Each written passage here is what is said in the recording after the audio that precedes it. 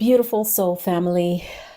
I have been pondering on some interesting topics that I felt would be helpful for more expansion, more inward looking. And a lot of these kind of topics come up in my sound healing trainings when I'm working with students or clients, or just the spaces that I hold for so many people. And I realize and recognize that there are a lot of practices and there are a lot of things that I feel called to share in a wider space.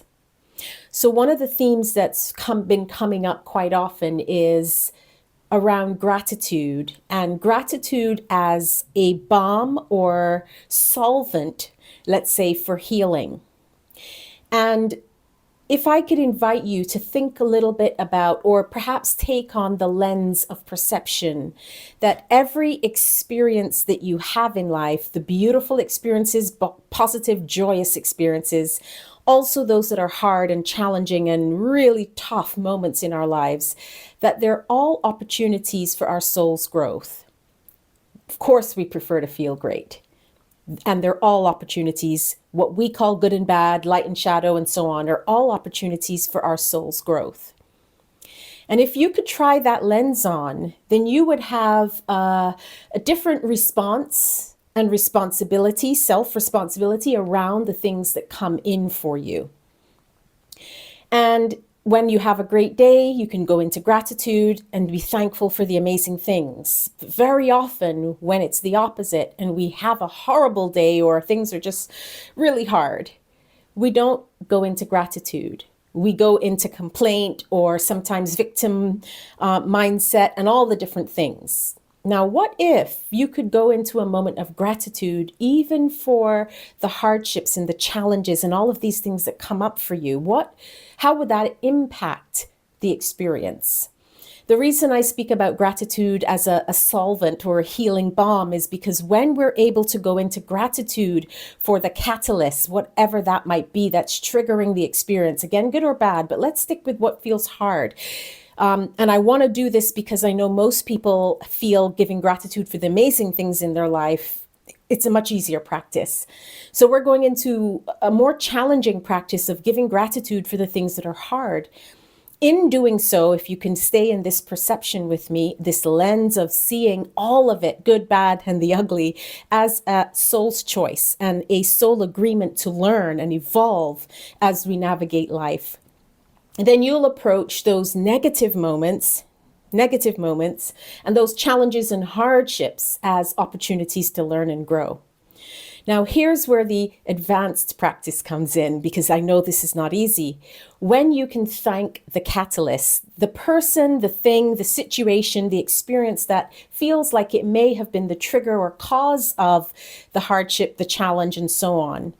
It acts as a solvent and it helps to dissolve the frequency around the challenge and offers you a space to make a different choice, a better choice, one that's going to help you learn, expand, grow, and evolve.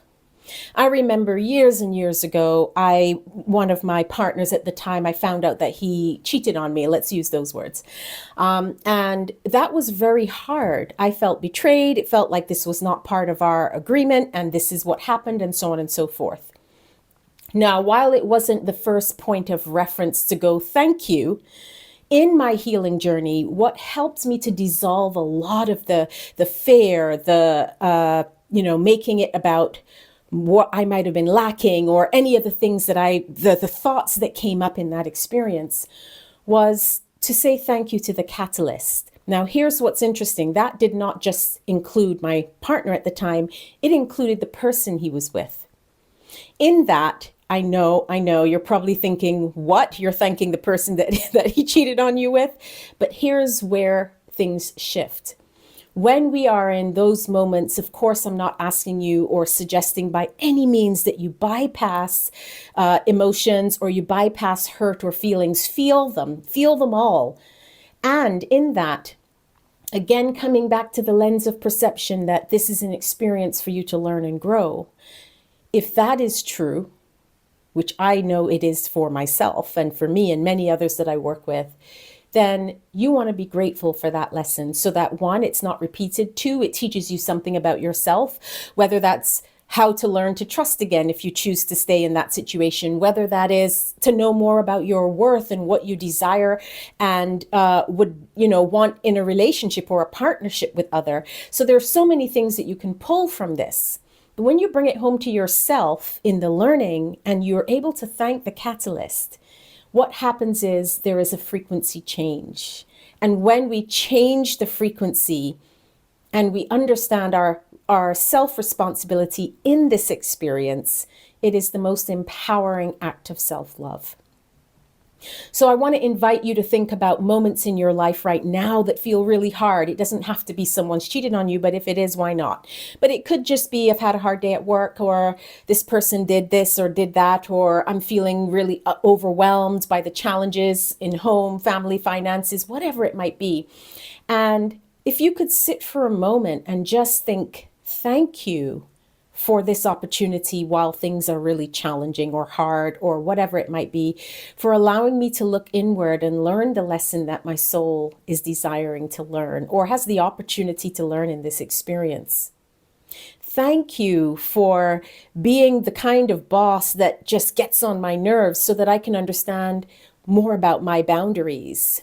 Thank you for being the kind of friend who goes off and says all of these things behind my back so that I can know what friendship really means to me and I can decide who are my friends, and so on and so forth. Now you get to choose what that is. Of course, this is going to everyone's going to have different challenges in this moment. And then when you can connect in with that, I'm going to invite you then to sound, to release, to let go, just to hum it out, connect with the sound in that space of gratitude and allow yourself to dissolve the frequency, take the responsibility that's yours in the situation, leave what's not, and allow that moment of gratitude to be that dissolving solution so that you come to a place of expansion and of healing. And there's nothing like feeling self-empowered, as I said, as a greatest act of self-love. So I am grateful for you. I'm grateful for you listening. I'd love to hear your thoughts. Please feel free to share them in the comments. And I will be popping up here for some more videos like this to give you some practices. And just again, if you tried on a lens of perception that made you think of something in a different way, that's a win for me. And we are going to be going deeper into these and bringing a lot more practices up. I wanted to start by leaving you a nugget of how can I be grateful for the hard, challenging moments in my life as much as I'm grateful for the most joyous, glorious ones. Take a moment to reflect on that, and I will see you next time. Sending you love, healing, and sound wherever you are.